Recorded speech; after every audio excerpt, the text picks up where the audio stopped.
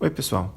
Na aula passada, nós vimos os processos de propagação vegetativa, quer sejam eles processos naturais, através de estruturas que a própria planta produz, como, por exemplo, bulbilhos, bulbos, etc., ou aplicações artificiais desenvolvidas pelo homem para propagar plantas que não possuem essas estruturas. Nós vimos na aula retrasada o processo de florescimento, que garante a produção da flor, que vai ser o processo de propagação reprodutiva. O que nós vamos ver nessa aula é exatamente a estrutura que garante a propagação das sementes, que são as estruturas de propagação de reprodução sexuada das plantas.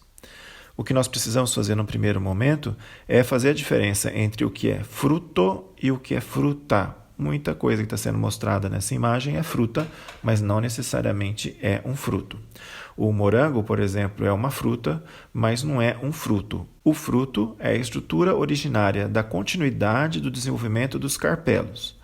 O morango é um receptáculo entumecido da flor.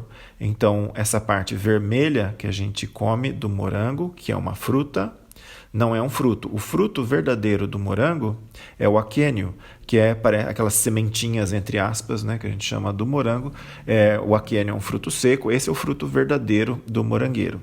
Da mesma forma, o abacaxi, a fruta que a gente come chama abacaxi, é uma infrutescência. Cada gominho daqueles ali do abacaxi é o fruto verdadeiro.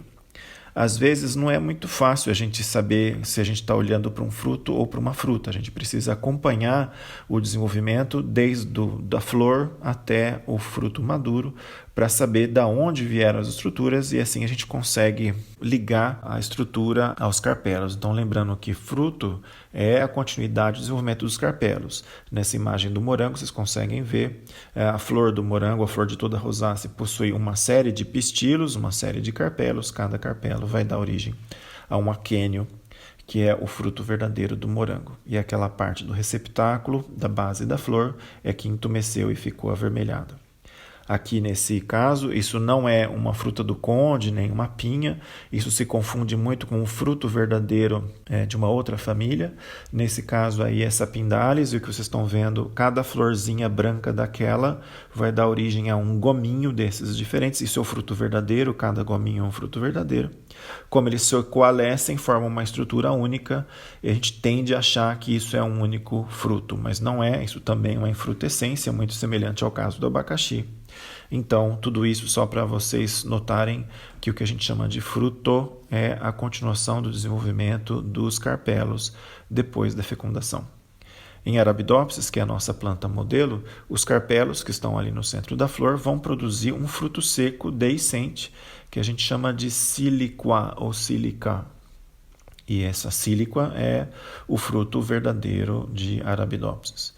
Vocês devem ver aí que existem aparentemente fases diferentes, os processos que acontecem são diferentes durante a formação do fruto, e é isso que a gente vai passar a ver agora.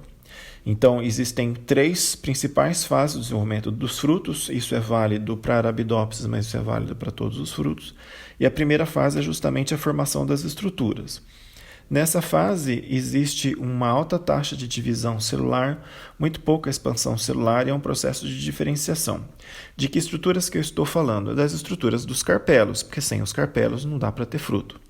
As auxinas têm um papel muito importante nessa primeira fase, porque é elas que vão causar a diferenciação dos tecidos.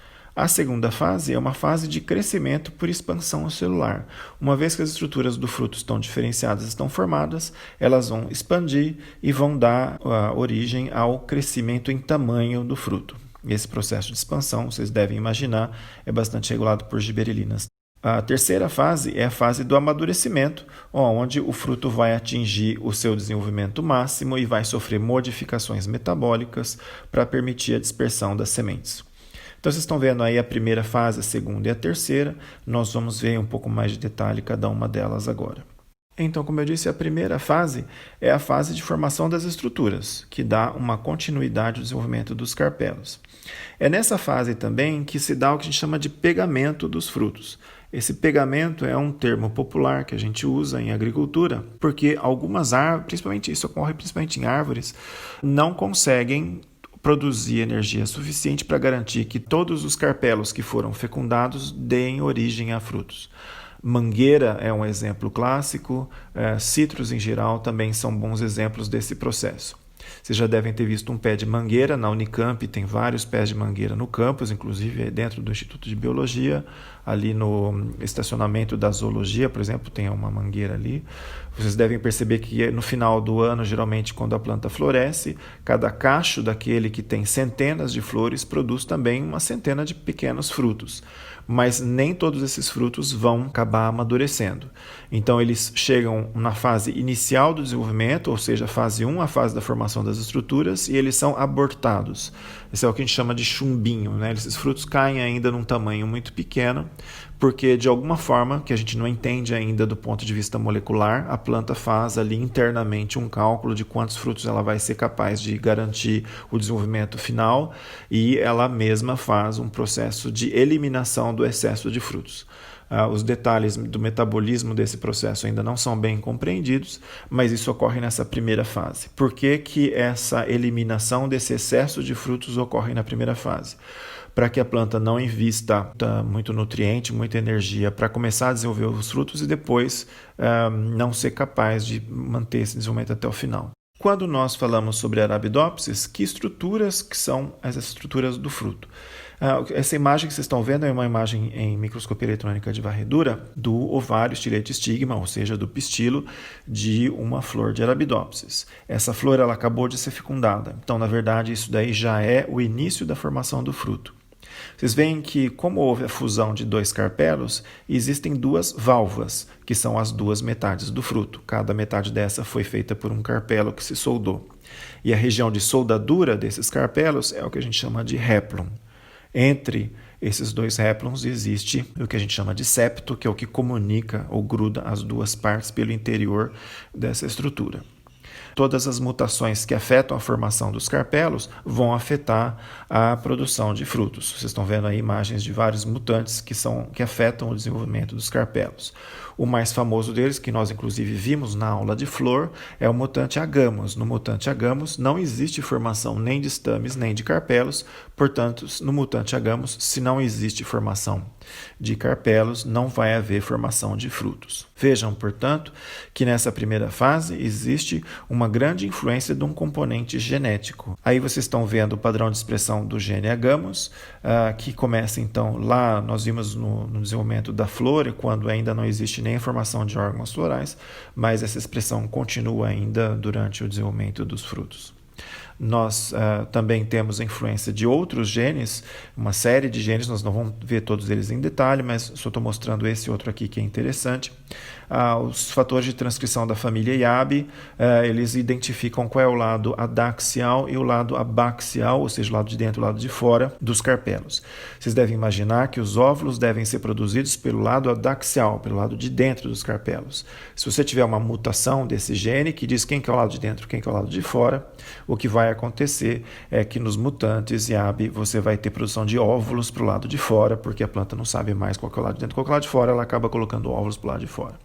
Então é importante a gente entender que nessa primeira fase existe um forte componente genético. Existem uma série de mutações que, quando ocorrem em genes que controlam o desenvolvimento dos carpelos, vai afetar o desenvolvimento dos frutos. E existe muito pouca influência ambiental. No mutante agamos, que não produz nem estames nem carpelos, pouco importa se você aguar bastante a sua planta, se você colocar bastante adubo, ela nunca vai produzir frutos. Então, nessa primeira fase da formação de estruturas, existe uma influência de um componente genético muito forte e muito pouca influência ambiental. Na fase 2, o que acontece é simplesmente uma expansão das células para o crescimento do fruto. E essa expansão se dá por acúmulo de água dentro do vacúolo. A célula se expande, existe um vacúolo que vai acumular água e essas células vão se expandir. Portanto, a fase 2 existe um grande componente ambiental. Se faltar água, o fruto não vai crescer o suficiente. E não existe muito um componente genético. Então, fase 2, uma grande influência ambiental, principalmente por causa da necessidade de água para encher o vacúolo para o fruto crescer, e influência genética bastante pouca, bastante pequena. Nós mostramos, então, essas partes do fruto que são formadas durante a fase 1 e durante a fase 3, que é a fase de amadurecimento, algumas coisas vão ter que acontecer para que o fruto de Arabidopsis amadureça. Então, na fase 3, que é a fase de amadurecimento do fruto de Arabidopsis, o que acontece é a separação, a abscisão das duas valvas para permitir a saída da semente, para permitir a dispersão da semente.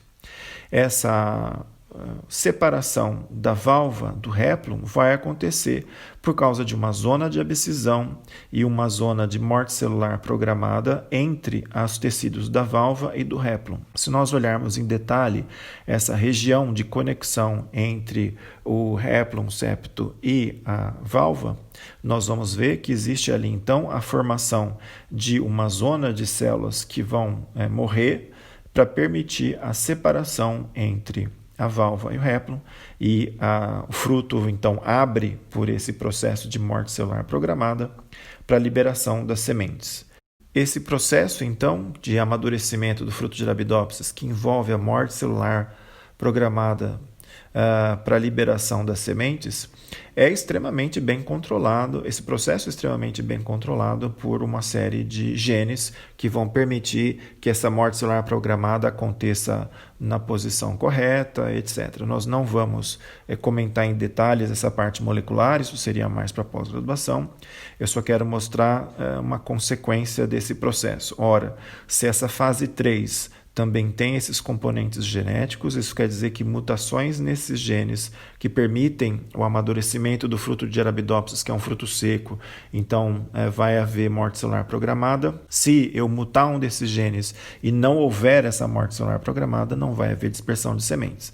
Então, um exemplo de um dos genes que estão envolvidos nesse processo é o shatterproof, como o próprio nome em inglês indica. Shattering quer dizer dispersão, proof é a prova de, então o mutante é a prova de dispersão, ou seja, não vai haver dispersão se nós mutarmos esse gene.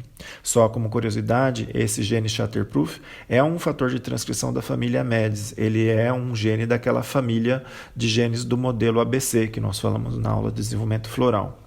Vejam aí em vermelho está o padrão de expressão desse gene, ele se inicia justamente com a formação dos carpelos, e ele está envolvido nessa região ali de soldadura entre a valva e o réplum. Então vejam nessa linha de cima está mostrado um pistilo, fruto de uma planta selvagem. Estão vendo que existe então uma clara separação aonde estão as duas valvas e onde está o réplum. Já no mutante, eu não consigo descrever exatamente onde estão as valvas e o réplum. Existe uma soldadura ali que não permite a separação por morte celular programada. Então, shatterproof, o fruto mutante não vai abrir, não tem a zona de abscisão, então as sementes não vão ser dispersas. Então, só lembrando que nessa fase 3, então, existe um componente genético bastante grande e também influência ambiental. O fruto de Arabidopsis é um fruto seco. Isso quer dizer que se chover muito na época em que o fruto está amadurecendo, ele não vai conseguir secar direito e não vai haver o amadurecimento apropriado dos frutos. Então, só recapitulando, na fase 1 é muito importante o componente genético, porque é fase de formação das estruturas e tem pouca influência ambiental. Na fase 2, que é a fase de crescimento do fruto por expansão, é muito importante a influência ambiental, porque eu preciso de água para encher vacúolo para o fruto poder crescer, e existe um componente genético muito pequeno que influenciaria essa fase. Já na fase 3, que é a fase de amadurecimento dos frutos, existe um componente genético muito grande por causa da formação das zonas de abscisão, no caso de Arabidopsis, e um componente ambiental também grande, porque se chover, o fruto não vai secar da forma apropriada. Vocês podem pensar assim, tá bom, mas Arabidopsis é um exemplo ruim porque são frutos secos e o processo de amadurecimento é simplesmente um processo de secagem do fruto e abertura para a dispersão das sementes. O que dizer então de frutos carnosos, como tomate, por exemplo? Isso deve ser completamente diferente. Não é diferente, existem exatamente as mesmas 3 fases em tomate, da mesma forma que existem em Arabidopsis. Vejam ali os principais eventos que acontecem durante o desenvolvimento do fruto em tomate. Se vocês acompanharem ali a parte de divisão celular, então a formação de estruturas por divisão celular, por proliferação e diferenciação, ocorre só no início e depois isso não acontece mais. Então isso é a primeira fase. Fase de formação de estruturas tem muita divisão celular. A fase de expansão celular ocorre ali no meio, então esse gráfico mostra a parte de expansão celular que ocorre então na fase 2, a expansão celular por expansão do vacúolo com acúmulo de água. E aí os processos que vão acontecer no amadurecimento, aí são processos particulares do tomate. Enquanto em Arabidopsis é um fruto seco em que os eventos do amadurecimento implicam na degradação de clorofila para o fruto ficar sem, não é verde mais, e secar e abrir, aqui no tomate o que vai acontecer é síntese de carotenoides. Os carotenoides são os pigmentos que dão aquela cor vermelha para o tomate.